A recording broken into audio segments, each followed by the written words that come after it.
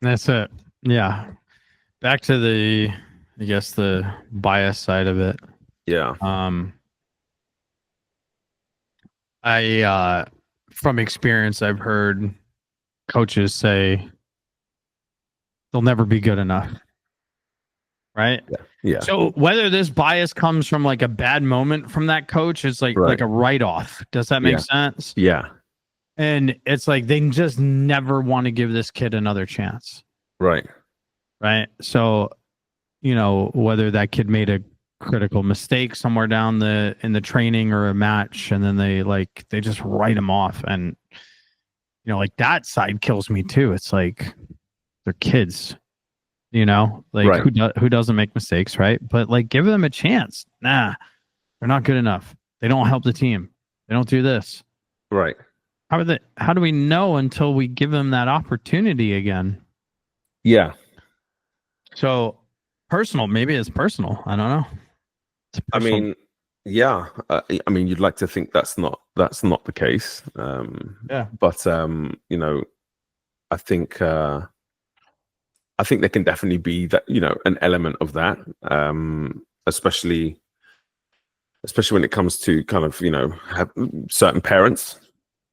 You get some parents who can be quite demanding, and now all of a sudden you've got this choice to take a kid, and you're I'm in an R-ing about, do I want to deal with the parent for the year, which again is another really harsh way of looking at things. Yeah. And it's not something I agree with, but it's a factor. I've heard stories of players who were of coaches, sorry, who were looking between two players, and they're looking at the can't decide between the two, so then they look to the family and they look to the parent behavior and just decide, yeah, I'm going to go with this one because the parents there are really vocal on the sideline, and they're not, that kind of thing. So I think that also has an opportunity to maybe creep in and kind of help in that decision making in a negative way. Do you think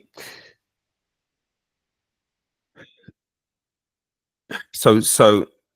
There's been this, especially in the United States, there's this idea of first 3 months of birth. Have you come across any of these studies? It's very prevalent. It's very prevalent in hockey. Like the January, February, March. January, February, March birthday. These are the players we want because they are physically more developed. Yeah. The likelihood is that they've probably been playing for longer. I have heard this stuff, and honestly, like, I don't know. I mean, it's because they're older. I mean, like, they're physically older, right? Through the year. So if we're like we're currently in birth year, right? For US soccer.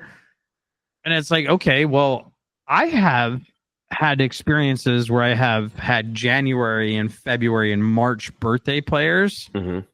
Some of them are extremely physically like more developed compared to their like October babies. Right. But I only feel like that is a worthy argument early on. In like, age wise, right? So like we're talking like 8 to 15. Because then I like look at some of the kids that I have that are October babies, and they're just as physically the same as the January babies. Yeah. Like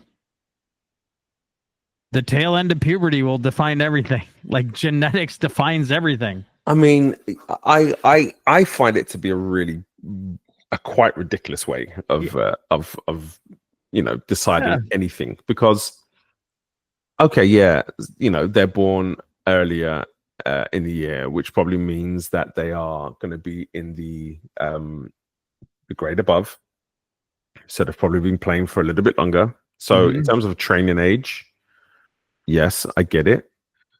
There could be that 1 year kind of deficit. But then, and then in terms of kind of age and maturation and, going through puberty and that kind of thing, between you can argue anyway, between a January and a December birthday, there could be a year's difference. But at the same time, players go through puberty at different times. Yeah. One kid goes through it at 10 when another kid goes through it at 12. So what does birth month like? I just, it baffles me. I can't help but feel like there's this whole kind of idea has been born from a confirmation bias. So basically, these people have gone out and have looked specifically for January to March birthdays to have on their teams, and then they come out and say, yeah, but if you look across the league, the vast majority of the players are January to March. It's like, well, yeah, because that's what you were looking for. You know, right? Like, I mean, it's bizarre, it's weird. Just quite strange. It is. It's honestly, it drives me nuts. Like, because you don't. I mean, I have a kid that I coach. She's they're 17, right? She's 17 and she's tiny, but she was born in the first 4 to 5 months of the year, know? Right.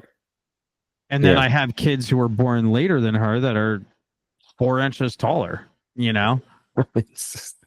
It's just so, I mean, it's just so random to even think about kind of collecting data. And maybe obviously this is an ice hockey thing, and I think it's been kind of used in a few other sports, but in those other sports there is usually going to be some kind of requirement physically. Yeah. So in basketball, you can't be 5'1" and play. No, unless you're Spud Webb. Sorry, Johnny. No, I know Spud Webb though. We got to give him credit. I mean, if you can make it, then you are just superstar. Yeah. Oh yeah. But you can't. It's not the norm. Right. I think the same as you can't have a 5'8" goalkeeper in the men's pro game. Right. Right. Center backs tend to be 6 and up. But in the American sports, it's like, in soccer, you can get away with having a 6'4" center back, but then, you can get away with your Cannavaros and your, what was the Italian, that played with Cannavaro? Maldini? No. He was kind of tall. Yeah. I can't remember his name. Super defender. I'll try to figure it out. Who are a little bit on the smaller side, but are still quite effective. Like in basketball, you're not getting many players who are under 6'3", 6'4". Yeah, that's like this. That's so tiny in the NBA now. Even quarterbacks in football, they say the quarterbacks need to be tall because they need to be able to see over the back line, over the offensive line, right? And that the rush that's coming at them or whatever to be able to see over that, to be able to kind of go through their looks. Cornerbacks tend to be quite tall because you need to have the reach. Yeah.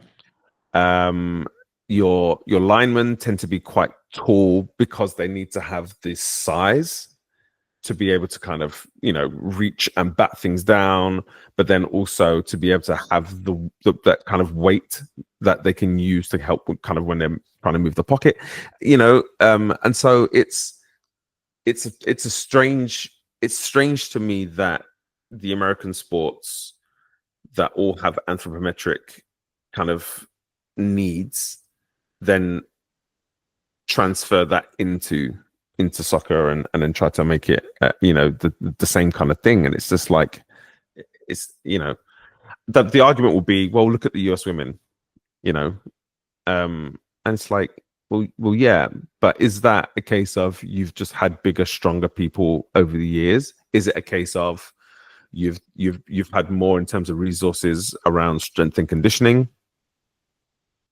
And now that the world's catching up with strength and conditioning, and now that the world's putting more kind of resources into the women's game, it's not so easy, is it? Because everybody else is technically far more developed. Look at Spain. Spain's women team.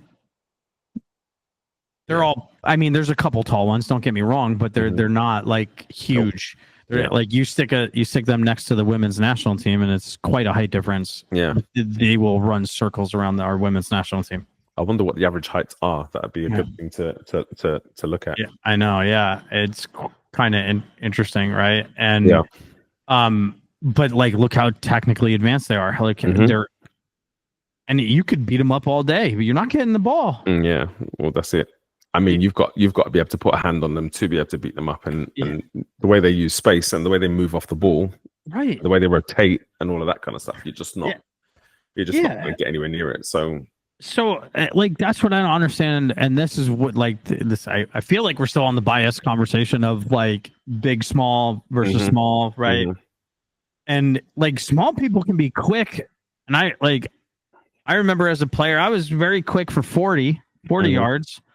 After that, the taller guys, they would absolutely catch up and pass me. You know what I mean? But if you look at the football terms, if I can create 5 yards of space, that's a lifetime for somebody who's a very, very good player. It was mere seconds for me, but you know what I mean? Like someone like who's that elite, that's a lifetime. You know, you're on the pitch, you're like, I got 5 yards of space. Like, you can make yourself a cup of coffee and like go play. Like, you know, so that's where I feel like we're still hung up on all that, and we don't develop. We bypass intelligent technical players. Yeah. Right. And I get that, like, okay, a goalie, like, well, yeah, I can relate back to one of the best goalies I've seen at the youth level, and she's only 5'5". Right. Okay. She's got hops. She reads the game, you know, and I'll tell you what, a perfect shot in the upper V. I don't care if you're 6'7". You're not getting it. You're not getting it. Yeah. Oh yeah. You know, ask Courtois on that pick from Rice. Yeah. Or Lamine Yamal bending it around him. You know what I mean? Right. Like he's 6'7". Like he's not getting it. So, you know, look at the ability. Like, I don't know. It's frustrating. I think the argument's going to be against the smaller goalkeeper. You don't have to hit it as well. You know, it doesn't have to go, you know, into that top corner to beat them. You know, it can be a little bit lower, a little bit in off the post. But, you know, ultimately, if the defense has given somebody enough time to bend it into the how can a goalkeeper be blamed for that? You know, you know, and there's other positions, like center back, right? Like ideally, you want some bigger center backs, like you know, because if you're playing teams that play direct or great on set pieces and corners, like you want some height in there. And my older girls, I mean, I got some pint-sized assassins, but I got other girls that are like 5'8", 5'9". You know, there's 3 or 4 of them that are 5'8" plus. Yeah.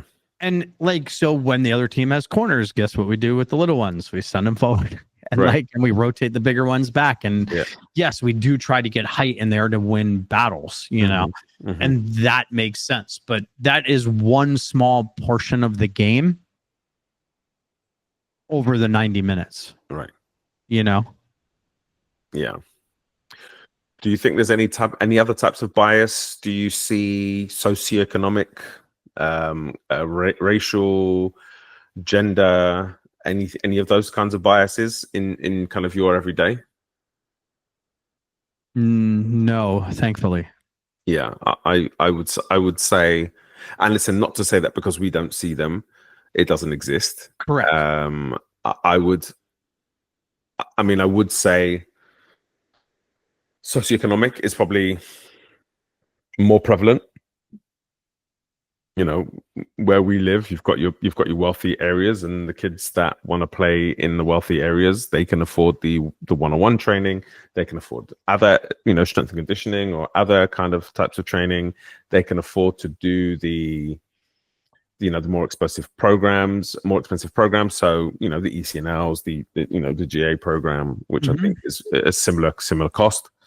Compared to those players who are not in those kind of privileged areas, who might not necessarily be able to afford $3,000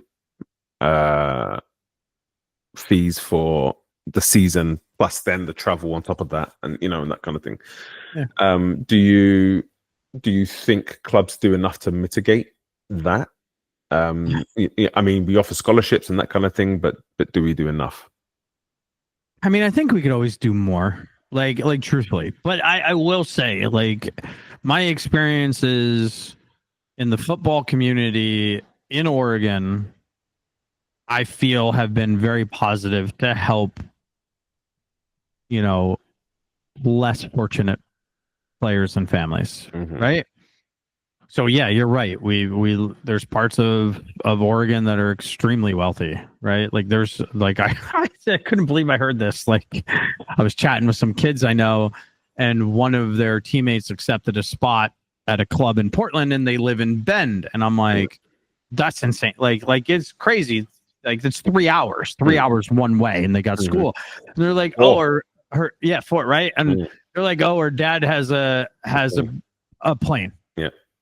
That he like, it's a half hour for them, and I'm like, so you have that, and then you got kids who are like, I can't even play at a local club, let alone ECNLGA, because of financial means, right? Yeah. But yes, the clubs that I've been at part of coaching wise, and the clubs that I talk to all have scholarship programs. They do teams do fundraising to help players. Like moons ago, I took a boys team over to Italy to play, and there was a player who really wanted to go, but he didn't have the financial means, and the team literally did fundraising and handed him a full trip. But I mean, these are the ideals that we should be trying to develop in our players, right? Look.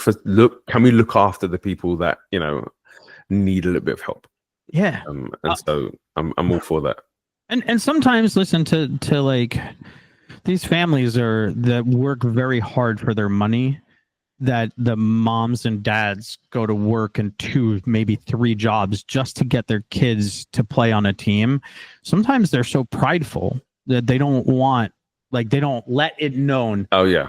You know what I mean? So hopefully the club who sees their like financial side, because like the average everyday coach doesn't, and we don't know, and we shouldn't ask, and all this stuff, right?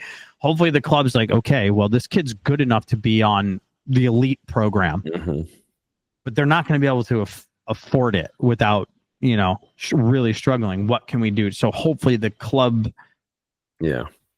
takes care of these families, right? And says, hey, you need to be a part of the ECNL program. You need to be a part of the GA or the National League and stuff like that. Like, and because talent shouldn't be held back from finances. Yes. You know what I mean? Like, 100%. Yeah. I've never had a player take advantage of this, but I've always said, like, if you need help, let me know. You know what I mean? And like, it's so rare that a family's like, we need help. We want her to go. We need help. You know what I mean? So to those who are listening, if you are working hard for your kids to play, don't be afraid to say, we need help. Yeah. Absolutely. Yeah. So, I mean, I know there's been times where I've offered, we can't make this trip. It's, it's too expensive. Well, look, I've got credit card points. I can just get you a flight. Like, it doesn't cost me anything. So yeah. Again, nobody's taken advantage of it. But it's definitely there as an option. I think I think it should be said that when we go through our tryout process, we obviously are looking at the ability of the players. We don't know their financial status, and then we will basically be saying, yeah, I want this kid, this kid, this kid, this kid. They need to be at the top level, and these kids need to be at the middle, and these kids need to be on that last team. And then it's about the club then sending out the invitations and giving the information to the parents. And at that point, you want the parents coming back saying, this might be a little bit of a stretch. Is there any help available? That kind of thing. So yeah, I think, like you say, finance being a barrier to participation is something that we, as a sport, need to really work hard to try to eradicate. We can't say that we're putting the best players forward and we're doing what's right, developmentally for players, if we're not even looking at what are the best players in the state, because they can't afford to be on certain, at a certain level. They can't afford to do ODP programs. They can't afford to do these other kind of things. Yeah. And so, yeah, I think it's a huge failing on our part for sure. Yeah, I mean that's like call it a systematic failure, right? Like in American soccer, right? It's just like it's pay to play, and it's like that's tough. But I don't like going back to the bias comment. I've yet to see a coach, in my experience, look at a kid and be like, "Oh, you don't have the newest boots." You know what I mean? Poor. Yeah, you're right. poor. You're Yeah, get out of yeah, here. yeah. Like, yeah. So thankfully, I mean, has it happened? Absolutely, somewhere along the line. Oh, I'm sure. I'm sure some kid couldn't afford to buy, the bag and the jacket. So when they travel, they look a certain way, and that's counted against them, which sucks. Yeah. But it shouldn't. Absolutely. Yeah, I'm with you 100%. Yeah, if anything, fine. If anything, we can donate them a jacket. Come on, just tell hey, I don't have a jacket. I can't get a jacket for 6 months. Okay, Let me go get your jacket. Right. The other side, the touchy one is the race, right? Like racial bias, and I've been very fortunate to never seen it happen as a coach. Right. Okay, as a coach here, man, nobody, like, I'm thankful nobody looks at somebody and looks at race or religious beliefs and and all of that good stuff. So I feel like here locally we're in a good place. I'm not, I'm not speaking for everybody, but like everybody I know personally doesn't look at skin color. You know what I mean? We look at the human being, the soul, right? We don't look at skin color when it comes to our friends, our players, this and that. And so to me, that's an amazing thing. When I was a player, have I seen, issues? Yeah. I mean, nothing like no racial slurs were, said, but you can see this kind of like angst, you know what I mean? From the coach to a player, and it's like, well, why? But they weren't ever cut from a team because of race, you know what I mean? But I grew up in a pretty rural part of New Jersey, and it was very white, right? It was a super white area, and as you drifted and like I went on to my second club team and my third club team, you started to see a lot more cultural differences, right? And players, and that was always good. And I was fortunate to travel, but this is a wild experience, and I want to share this with people. That team I took to Italy, right? We're playing, and I forget what club it was, but there's my boys are out there playing, and I had, I didn't have like an extremely diverse group of boys. It was primarily white, and then I had some Latinos on the team, couple, and then some Jewish, right? Jewish players, and that was it. I didn't have any black players. And in Italy, right, there was this team we were playing who had one player who was black. And his team was playing, and the boys on the sideline, I don't know if they were the same age, same team, you know what I mean? But they were dressed in kit, and maybe they just had practice or whatever. And they were bombing racial slurs at this player. And I was like, well, and the coach is 10 feet away from him. And I was like, it's culturally acceptable. Yeah, and I was like, I walked over to the boys, and like at the time I was practicing Italian, Mhm. right, which I've long forgotten. I basically just said, "The hell's the matter with you?" Mm. And they're like, "Oh, he's a," and they said another racial slur to me, Mhm. right? And I was like, "No, like Yeah. that's your teammate." You know what I mean? Like, what is wrong with you? Like, you're Mhm. terrible human beings. And like, they Mhm. spoke enough English that I didn't, you know what I mean? So it was like, Yeah. and it was the most heartbreaking thing I've ever seen. Yeah. Like, you're wearing the same badge. Yeah.